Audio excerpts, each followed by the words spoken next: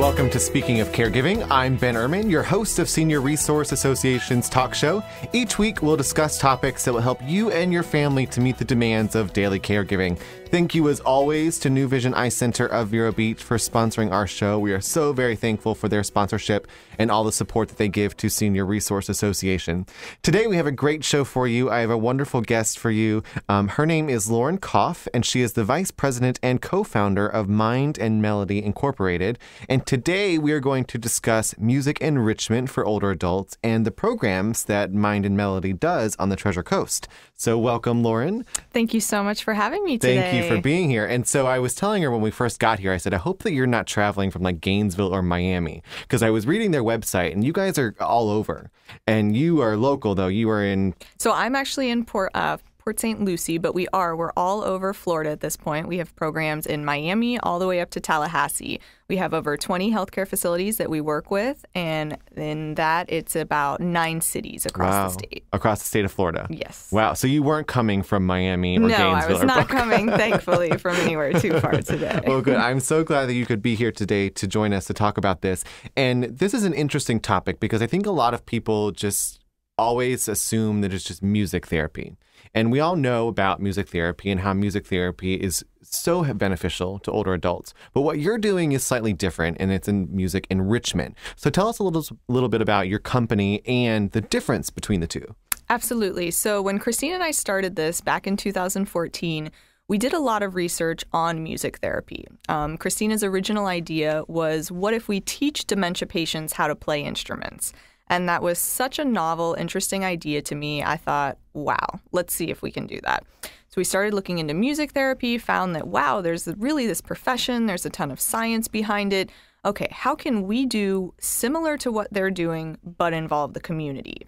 So with that, Mind&Melody was born, and we ended up, what we do is we bring in at least 3 professional musicians to every single session. And that allows us to have a variety of different instruments, which then translates to different performances we're able to do, and different musical background from each one of our musicians. So the 3 musicians, and then we also have volunteers on top of that. And what makes that a little bit different from music therapy is that we're able to actually bring a group to work with these participants. So the difference there is we may have one person leading up front, similar to a music therapist, but then we also have other individuals that are sitting with our participants throughout the audience.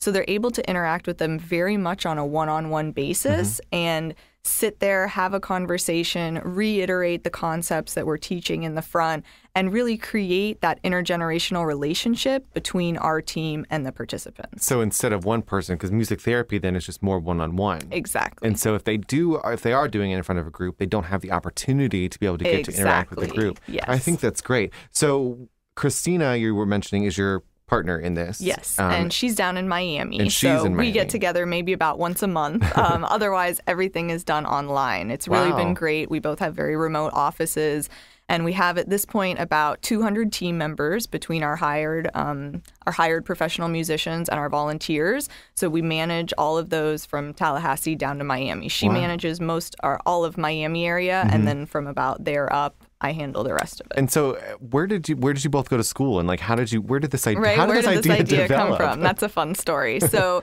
we went to the Honors College of FAU in Jupiter, and every student there has to complete a thesis project in order to graduate. So it was that project. We were working together in an EEG lab at the time. We were both juniors, I believe, thinking about what will be our senior thesis. I can vividly remember one day going to her dorm, and that was when she was shooting out some ideas, and the one that stuck was, what if we teach dementia patients how to play instruments? So from there, our research, we went crazy. We put together an entire institutional review board packet. You have to get it approved and go through all of these kind of bureaucratic steps. It ended up getting shut down because we wanted to have high school students as potential authority figures. We didn't want to discount if we find a great high school student, we want them to be able to lead and gain the leadership skills that they're able to through our program. Well, after it got shut down, we both just decided, you know what? We've already partnered with the College of Nursing. We've already partnered with the FAU Memory and Wellness Center, which is one of 12 memory and care disorder clinics in the state. It's a day center where people just go for the day. They all have some type of dementia. They've been diagnosed by a doctor and actually have credentials for it.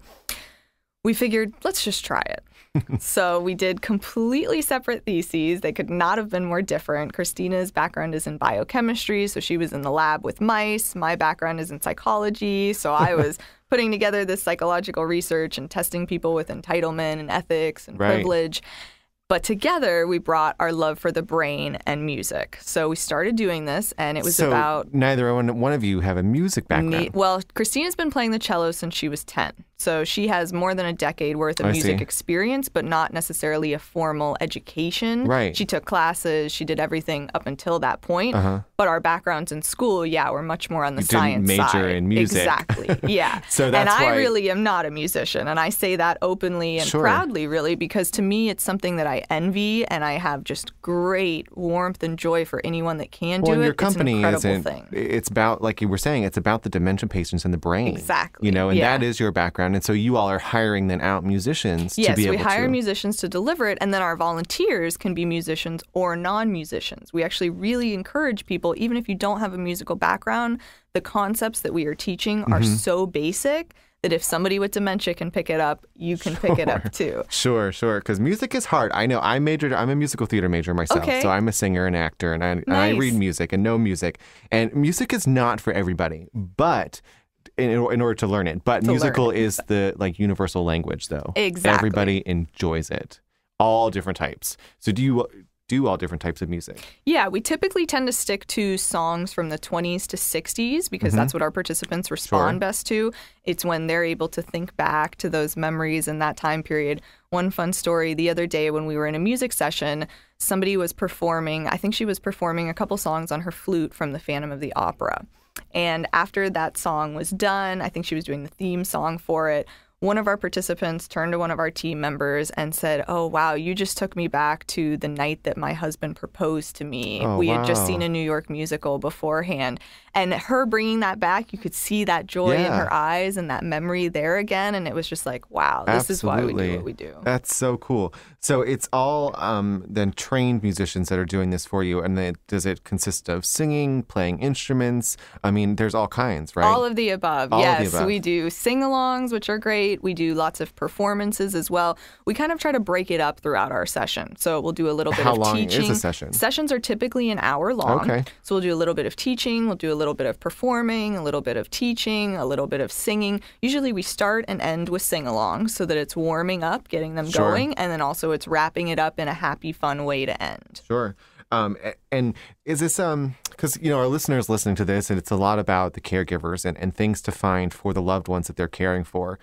Some of them may live in facilities. Yeah. Some of them may live at home. Exactly. Do you do in-home? We are just starting to launch in-home sessions. Okay, I'm actually really listen. excited about this. We're partnering with Nightingale.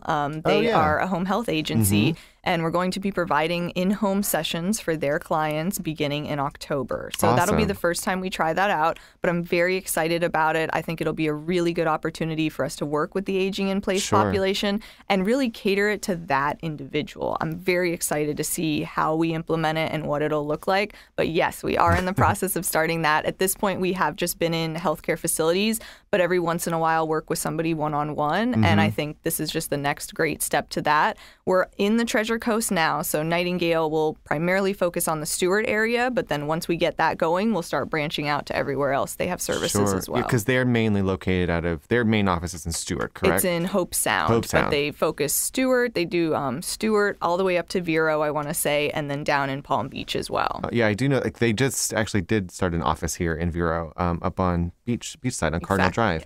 That's wonderful. So you will be doing in-home stuff. So those of you that are listening, starting in October, you were saying? Yes, starting in October. And then I also want to mention, we're also partnering with the Alzheimer's Community Care. I'm going to be giving a talk to caregivers. I believe their event is in November. I'm sorry, I can't remember the exact date. I want to say it's like November 16th. They're having a caregiver seminar that day, and part of it will be about a half an hour presentation by me where I will teach caregivers tools that they can go home and do with their loved one right away, musical activities. Because so much of what we find that the caregiver does day after day are just sort of negative things. They're working with medication, with food, with taking a bath, all of the things that the person may not want to do. but music is something that can connect them together and really help build that positive relationship, keep the positive relationship going if they're family members, things like that. So we want to give them the tools to be able to do that. And that event, I believe, is completely free, and we're providing the service for free as well. That's great. That is, and that all is so true. It's definitely music, like I said, is the universal language, and being able to build that connection instead of, like you said, fighting with somebody over medications or getting up or going outside for a walk. Turning on some music or picking up just an instrument and being able to play it together or listen to a song together and reminisce, sing along with something together. If you play the piano for them. I know that everybody loves the piano. We were having a music therapy show with today's kind of music enrichment, so they are different. And we were talking about music therapy and how piano is just one of those instruments that everybody connects with. Yes, definitely. Above all the other ones, they're all great, but there's something about piano. Piano's the one I learned to play when I was young, so I know that, yes, that one is an easier one that seems to just kind of flow for people. It does. They enjoy listening to it. We're going to take a short break right now. There's so much more stuff to talk about, but we have to get in a few commercials. And when we come back, we're going to talk a little bit more about the program and what it does in the particular facilities. So we will be right back. New Vision Eye Center provides world-class eye care on the Treasure Coast. To tell you more, here's Dr. Robert Reinauer. Many patients are under the impression that floaters in your eyes are a condition that you have to just accept. Floaters can spontaneously appear as part of the natural aging process, and they disrupt your clear vision.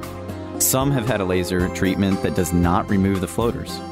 At New Vision Eye Center, we provide the latest techniques in the permanent removal of floaters in your eyes. Dr. Robert Reinauer with New Vision Eye Center exclusively performs this proven procedure to remove annoying floaters in the eyes, providing world-class care for macular degeneration, diabetic retinopathy, and retinal surgery. For an appointment, call 772-257-8700 or visit newvisioneyecenter.com. Make the move to retinal specialist Dr. Robert Reinauer at New Vision Eye Center in Vero Beach.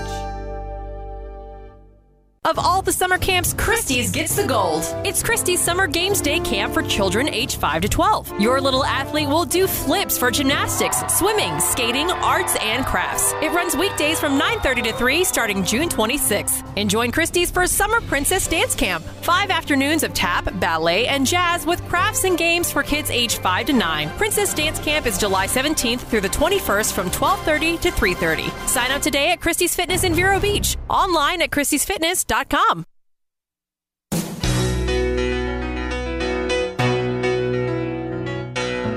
And we are back with Speaking of Caregiving. I'm Ben Earman, your host of Senior Resource Association's new talk show.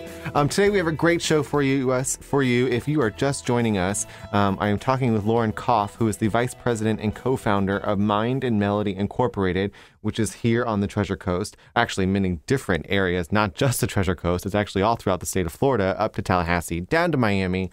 And it's a wonderful program, and it's music enrichment, which is different than music therapy. So just kind of in a recap, for those who might have missed the first half, Lauren, what is the difference between music therapy and music enrichment, which is what your company does? Absolutely. So music therapy, typically it's with a board-certified music therapist. So they go through a lot more training, test out different, working with different populations, children with disabilities, elderly individuals, all sorts of different components, but really their main goal is everything that they do is therapeutic. Mm-hmm. So when they come in, a typical thing for them may be that they're turning songs into sentences for a day.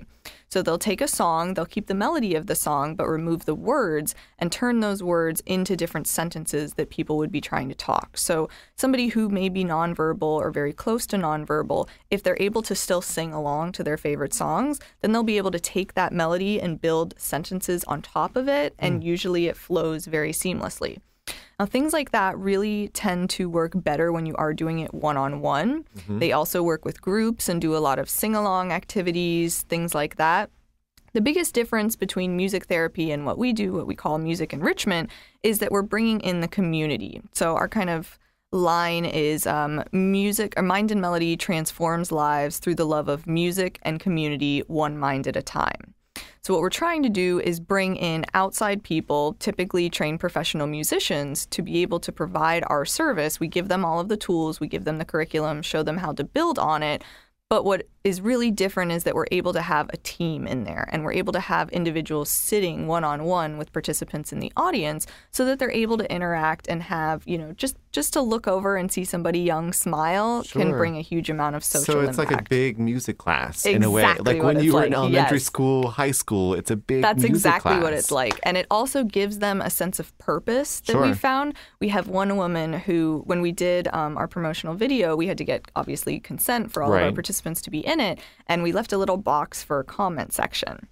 And one of the comments we got back was, every morning my mother wakes up and asks me if it's Sunday because she knows she has music class. Oh. And it was just like, wow, to read that was so impactful. And that, every day she was waking up with the purpose of, I hope today's the day I have my music class. And that you're doing that for those people. Exactly. That's wonderful. So it's so involved. And like I said, it's a big music class. And you have so many people that assist you with this and doing this in all these different locations. So what is a typical session? In the first half, we were saying a session's about an hour, right? So when you go into one of these locations, or now you said you're going to start in-home services in October, which is great. What is a typical session, starts beginning, middle, end? Right. Okay, so let's walk through a typical first session at a new facility. We would start with some sing-alongs, really the classic fun tunes like You Are My Sunshine, Let Me Call You Sweetheart. Some of those are their favorites. And then we jump into some sort of activity. So let's say for the day we were going to teach conducting. So we'd take out a whole bunch of batons and pass them out around the room, and then we would teach them a very simple pattern. And it's just 3 different moves. You start on the left, then you move to the right, then you move up and down, and over again. We get everybody into that groove, doing the pattern over and over again. And then we say, okay, now you guys are going to conduct us. So then we get a musician up at the front, and we convince at least 1 or 2 people to try out actually doing it. And then at whatever speed they want, they get to conduct the musician. Oh, wow. So if they want them to play really, really slow, we say go really slow as you go. If you want them to try playing really fast, do it really fast. And they have a lot of fun with that. It gives them a sense of empowerment that they're up, they're in control, they're doing this. And that musician could be somebody playing an instrument or a singer. Yes, they could do either. They could be playing the cello, they could be playing the keyboard, they could be playing the guitar, they could just be singing. Any different thing. And that's what's great. As long as we have those professional musicians with us, they really have such a wide range of skills most of the time that we're able to adapt and do whatever we want. Sure. So once we do a little activity, then we typically take a break and have one of the musicians perform 2 to 3 songs. It may be a song where they want to be singing along. It may be a musician up there whose voice they love so much they want to just hear that musician.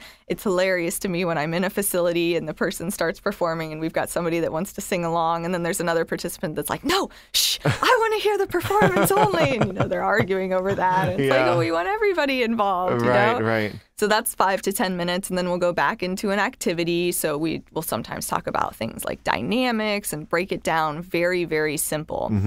And just walk through and do little games related to that. So if we're raising our arms up, we're going to sing really loud. If we're raising and putting our arms low, we're going to sing really softly. Walk through a couple of examples with like Mary Had a Little Lamb, practicing that, and then actually do it with a longer song and have, if 1 or 2 people want, they're the ones to control the musician, and the musician will either play really soft or really loud, and the whole room can do that. And again, giving them that sense of empowerment and control. Exactly, yes. And then jump into probably one more performance for another 5 to 10 minutes. Could be singing along, could just be listening. Sometimes it's the flute. You aren't going to necessarily sing along with the flute, but you're going to enjoy that performance. Then after that's done, typically the session is usually coming to an end then, and we do a couple of sing-alongs to end and just kind of create warmth and happiness so cool. in the This room. is so interesting, so fascinating, and it's like a music class. And it's like bringing me back to like music class, because I took music in elementary school and high school, and that is the purpose of your program, is to kind of recreate these memories for these folks. Exactly And what when we're trying to you're do. doing these songs, and when you're doing it in this setting to where it's a group and they get the enjoyment and they feel connected as a and they group. feed off of each other's enjoyment Sure. too. And so what you were saying and kind of how you were teaching them And there's many different types of ways that people are being cared for, and there's many different types of clients, and there's many different types of caregivers out there. Are you only working with folks that are Alzheimer's dementia based? No. So when we started this, when we were working at the FAU Memory and Wellness Center, all of those individuals did have some type of dementia. At this point, we've branched out and found ways to adapt our curriculum, and now we work with memory cares, independent livings, and assisted livings. Great. So we really cover the whole range of it. We find that it's really different facility by facility. You can't say all ALFs or all independent livings are the same. Yep. So we go in with the notion of, okay, this is what we have as our first session. We know this kind of session always goes over well with everyone. And then once we see what they respond to best, then we can adapt our further sessions to be able to provide them the best care that they need. And that's what's so exciting about our in-home sessions is that level of adaptability will even be up there higher. Right. So we have a typical, start session that we're going to do that'll involve some sing-alongs, it'll involve a little bit of performing, and a little bit of teaching. And then what we want to be able to find is what do they respond best to? What instrument are they most interested in? Can we get one of those in? Can they try that out? What can we do from here? And so you're saying it's in sessions and then you kind of do your first one based on this. So are the places booking you for more, or do you ask them to book you for so many? Typically what we like to do is we like to sign a 1-year contract with a facility, and we have an opt-out clause. You can always opt out within 30 days if you're not satisfied with the services or if you want to return, which we've never had. The person was saying it's Sunday, it's music class day. Exactly, because they knew it. Consistently it would happen. And that way for us, it helps us a lot on our logistical end to be able to book musicians out further at least a month in advance and just plan around things like that. And then you would do the same for in-home too. Yes. Yeah, I think that is this is fascinating. And I wish that our show was longer than a half hour. I tell all my guests this, that there's so much more stuff to cover. But we will definitely have you back on. So tell people how they can get in contact with you. Yes, that is so important. Please call, email me, go on our website. So if you want to first check out our website, we have some awesome videos on there where you can really put a visual to what we're doing. It's great. Before the show today, I was like spending all day going around this website. So it is so cool. Good. Okay, great. So that is just Mind&Melody, all spelled out, .org. .com will also take you there. And then if you want to reach out to me specifically for volunteering, for other business opportunities, if you're a facility and you're interested in getting us in there, my phone number is 772-233-6839.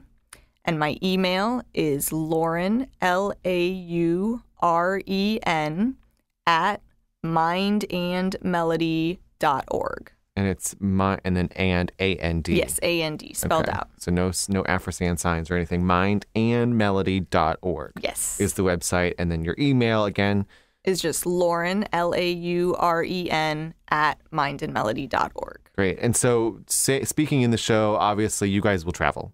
Yes. So we travel everywhere. So I am down in Boca a couple times a week. I'll be headed up we're starting a chapter in Orlando this coming month. Wow. So I'll be headed up there a couple times. You are busy. We are busy. And we are so happy.